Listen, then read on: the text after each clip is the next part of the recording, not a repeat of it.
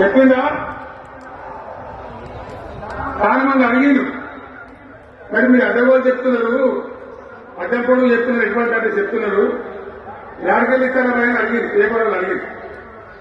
ఇప్పుడు ఆర్థిక మంత్రి ఆయన టీవీలో చెప్పిన ఆయన ఇస్తాం, చేసి చూపిస్తాం, మా పేద పార్టీ, 120 అనుభవం ఉన్న పార్టీ, మమ్మల్ని మించిన సిపాయి లేరు అని ఒకటి జబ్బలు తెలిసే, ఒకటి మెడలు తెలిసే డైలాగులు పెట్టి మేము ఇచ్చేస్తామన్నారు.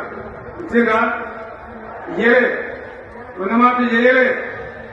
మధ్యలో పార్లమెంట్ ఎన్నికలు వచ్చినాయి. అప్పుడు నాకు కాలు ఇరిగింది, కుంటుకుంటున్నాం పెట్టుకుంటాం, మళ్ళీ మేము బయలుదేరినా. ఆ దెబ్బకి ఏం చేసిండు, తెలంగాణలో ఎన్ని దేవుళ్ళు ఉన్నాయో అన్ని దేవుళ్ళు ఒట్టు పెట్టుకున్నారు. పెట్టిందా? బహిరంగ సభలలో ఆ మీద కూడా కాదు. ఇన్ని మాటలు చెప్పి ప్రజల్ని ఏమార్చింది. ఒక ఉచిత బస్సును పెడితే అది చుట్టుబాటు